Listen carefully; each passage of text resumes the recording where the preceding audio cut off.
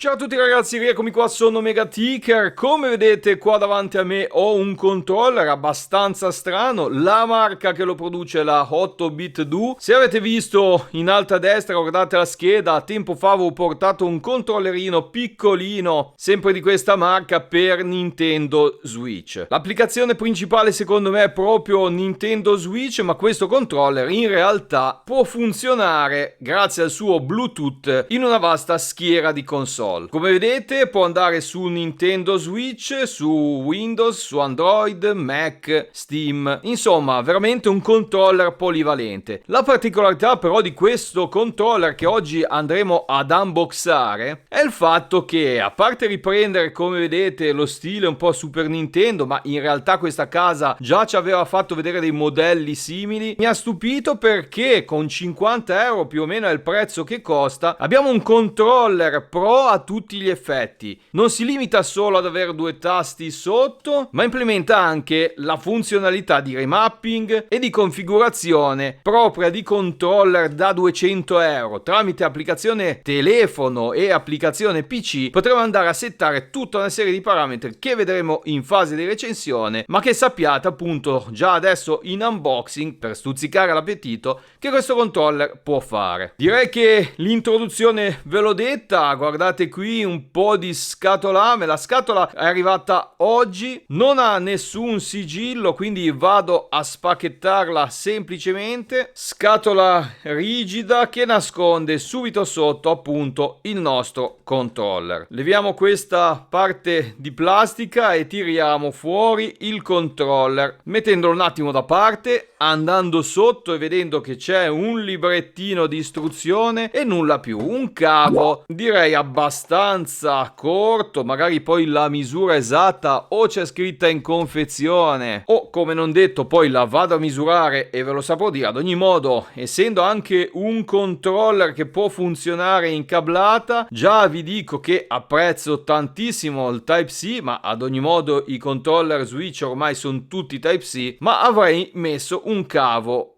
almeno di 2 metri. Questo ero troppo curioso, l'ho già misurato e vi dico che è 1 metro di cavo, quindi abbastanza, insomma, anche un po' troppo vicini alla console, al Nintendo Switch, se ci volete giocare in modalità cablata. Diamo una rapida scorsa qui a questo libretto a fisarmonica per vedere che rigorosamente in inglese ci sono le istruzioni.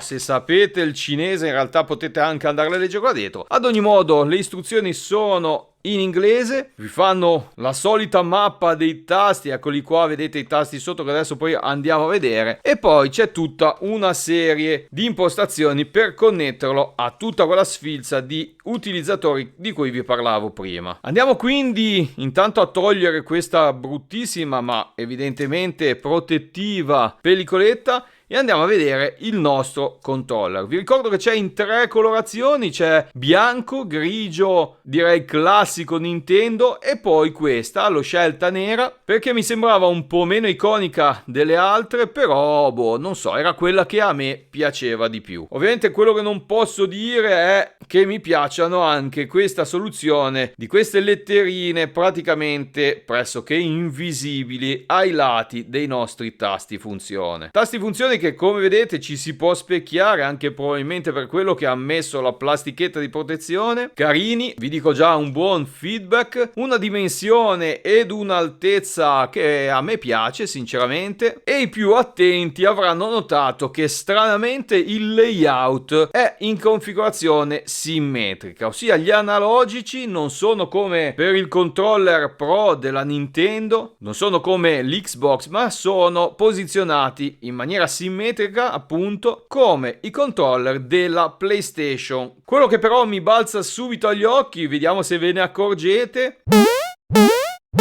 Ebbene sì, queste due levette mi sembrano veramente, anzi fin troppo, vicine una con l'altra. Io per mia predisposizione sono più orientato al controller simmetrico, io ne vengo da PlayStation da una vita, ormai apprezzo anche la simmetrica, gioco veramente con qualsiasi cosa, ma se devo scegliere scelgo simmetrico. Ma qui, come vedete, nonostante io abbia una mano discretamente medio-piccola, le dita, se non le posiziono proprio di punta, nei movimenti potrebbero andare a cozzare una con l'altra. Per vedere che non sia solo una mia impressione, già che avevo il metro qui davanti, vado a misurare un ipotetico interasse che direi che potrebbe essere intorno ai 4 centimetri e mezzo, diciamo da centro a centro della levetta. Vado infatti a misurare la stessa distanza su un controller PlayStation 4 e come vedete, se non è 5,5 è poco meno, e quindi di fatto un centimetrino di distanza in meno rispetto a un controller PlayStation. Questo vi ricordo è un unboxing, quindi assolutamente le mie prime impressioni, poi magari scopro che giocando non interferiranno mai, e questo ve lo dirò in fase di recensione che attivate la campanella, registratevi il canale, mi raccomando non perdetevi, perché come vi dicevo questo controller non ha solo 2 tasti aggiuntivi, eccoli qua, programmabili sotto, ma ha quelle funzioni proprie di vero controller pro che secondo me sono assolutamente da andare a sviscerare a fondo in un prossimo video. Un'altra cosa che mi balza qui alla vista, sinceramente non vedo, sebbene appunto sia per Nintendo Switch, il tasto Home. C'è una stellina qua a sinistra che dovrebbe essere quella che attribuisce il rapid fire ai tasti del controller, rapid fire che in questo momento non so dirvi in quali tasti può essere associato, sicuramente questi funziona, ma ad ogni modo premendolo e premendo uno di questi, non so in quale sequenza, si attiva sul tasto prescelto. Qui a destra abbiamo un altro tastino, questo cerchietto, è un cerchietto in realtà luminoso. Io lo so perché l'ho visto in un video, credetemi, in questa fase a parte le lucine non lo sto attaccando a nulla, quindi poi anche questo in fase di recensione vi dirò intanto l'effetto del tastino luminoso e poi a cosa serve questo, chissà che non sia questo attribuito o attribuibile al tasto Home. Croce direzionale direi molto classica, precisa nell'azionamento, mi restituisce un ottimo feedback alla pressione, così come a me piace tantissimo, già lo vedo, il feedback offerto dalla resistenza delle levette analogiche. Levette analogiche che guardate non sono per nulla alte, ricordano molto come fattura, come dimensioni quelle della PlayStation. Il grip è assolutamente buono, concavo, ma comunque la plastica, la gomma, ripeto, ha un grip eccezionale. Qui davanti abbiamo 3 lucine perché potremo andare a configurare 3 differenti profili che vi spoilerò un attimo, potranno avere sì cambiamenti di funzioni o comunque di settaggi dei trigger che, ricordo, in questo modello non sono digitali ma analogici. Questa è un'altra cosa molto particolare di questo controller. Tutti i controller ad oggi tenuti in mano da me, questo è il mio preferito fino ad oggi, magari sarà anche carino fare una comparativa fra i due. Ad ogni modo vi dicevo, i trigger sono sempre stati on off, un tasto proprio meccanico, uno switch qua sotto che dava o non dava l'impulso. In questo controller l'hanno trasformato modi Xbox o PlayStation in un trigger analogico, quindi un impulso che va da 0 a 100, man mano che io schiaccio lui raggiunge il valore massimo. Questo valore può essere modificato come corsa all'interno del software. Tornate un attimo indietro, appunto a proposito di software vi stavo dicendo 3 profili, perché oltre a dare ad attribuire queste funzioni io posso in questo controllerino da 50 euro andare a inserire delle macro. Cioè, cosa sono le macro? Qualcuno lo saprà, qualcuno no. Una serie, una combinazione di tasti attribuita all'unica pressione di un tasto. Cosa mi viene in mente? Un picchiaduro che richiede una combinazione avanti, indietro e tasto B potranno essere associate ad esempio all'unica pressione del tasto B. Evidente il vantaggio in game di questa funzionalità che in tutti i controller pro di fatto è stata tolta proprio perché se no non potevano partecipare ai tornei. Qui sotto, a parte questi 2 tastini che restituiscono un feedback discreto, dai, nulla di eccezionale, ma in realtà avrei gradito una pressione maggiore, una cedevolezza diciamo alla pressione maggiore, quindi una rigidità dello switch sotto maggiore. Però il fatto che non siano sporgenti, guardate, sono praticamente a filo,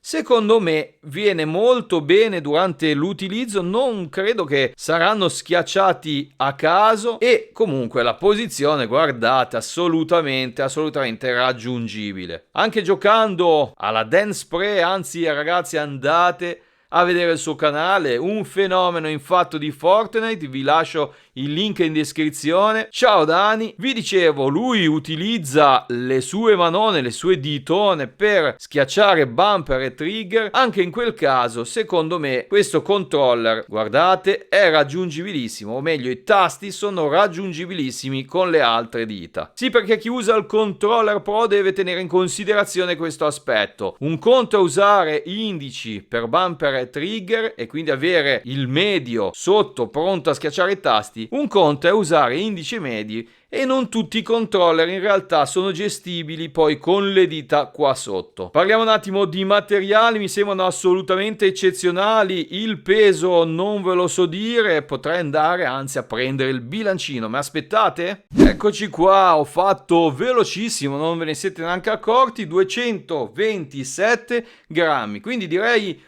un peso abbastanza standard, piuma anzi. Infatti in mano la sensazione di peso non si avverte, è molto ben bilanciato, ve lo assicuro, è anche abbastanza ergonomico, mi piace, così come mi piace questa texture qua sotto che restituisce un grip abbastanza gradevole. Vi dicevo che il controller sembra molto pieno, tutto equilibrato, non ci sono parti che cioccano di vuoto, quella sensazione un po' conosciuta e disprezzata da me ad esempio dei Nacon, che tu picchietti in una parte del controller e il controller sembra assolutamente vuoto. Qui invece non succede, è molto ben distribuito nei pesi, compatta la plastica, mi piace. L'ultimo direi dettaglio che vi voglio far vedere è lo sportelletto con batteria estraibile. In realtà mi sto picchiando da mezz'ora, ho provato anche a prendere un pezzetto di plastica, probabilmente ne dovrei prendere uno più rigido, quindi di estraibile c'è il fatto che si può estrarre, ma sicuramente non è per nulla facile toglierla. Chi la dura la vince, ragazzi, ormai è una questione di principio. L'Extreme Rate mi offre un sacco di belle padellette e con questa padelletta sono certo avrò la meglio su questa maledettissima batteria. Eccola qua ragazzi, mamma mia che fatica. Sì, è vero, non dovremo andarla a cambiare ogni momento, però certo è che potevano metterla un po' più comoda da estrarre. Batteria, anche io sono cieco come una talpa, ma mi sembra, e anzi so, essere di 1000 mAh, quindi direi una bella batteria capiente. Il fatto poi che sia estraibile lascia la possibilità a ditte di terze parti di produrne anche di più capienti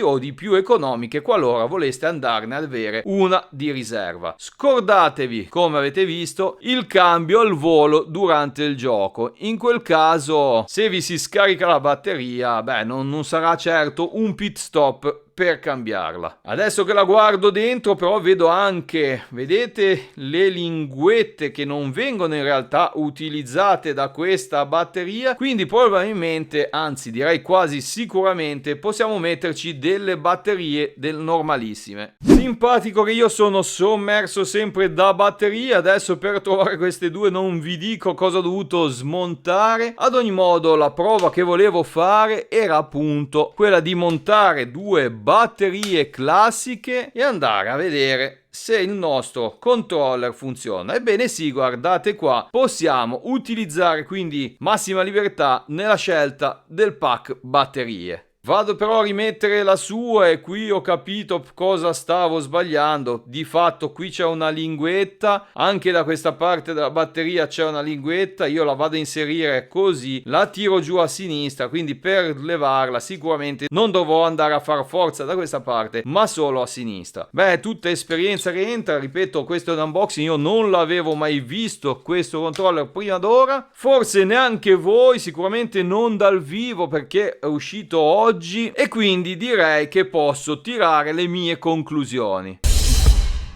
Il controller esteticamente è strano, è particolare, è rievocativo, quel giusto che, a me sinceramente piace. La sensazione in mano è buona, i materiali sono buoni, le funzioni promettono di essere tante e quindi ho veramente una grossa aspettativa, ma in realtà ce l'avevo anche prima di tenerlo in mano, di vedere le funzionalità, il funzionamento di questo 8BitDo Pro 2. Quello che però dovrò andare anche a testare è proprio questa scritta Bluetooth. È un Bluetooth 4.0 e quindi chissà che non soffrirà di lag eccessivo durante l'accoppiamento ai nostri dispositivi. Detto questo, ragazzi, per questo unboxing mi sono dilungato veramente tantissimo. Spero che qualcuno l'abbia visto fino in fondo, sia interessato, perché veramente il prodotto mi sembra eccezionale. Invito la casa 8BitDo a rispondere alle email di Megaticker. Vi sto cercando di contattare, almeno ditemi no Megaticker, sei troppo piccolo, non ti vogliamo a recensire i nostri prodotti. Io andrò avanti lo stesso per la mia strada, però insomma da un'azienda come la vostra, vi sto seguendo da un po', mi aspetterei quantomeno una risposta. Piccola polemica a parte, ragazzi, vi saluto, vi invito ad iscrivervi al canale, lasciate un like se vi è piaciuto il video. Per chi gioca a Fortnite, codice creatore Megaticker, così mi sosterrete, come mi sosterrete anche andando su Amazon, comprando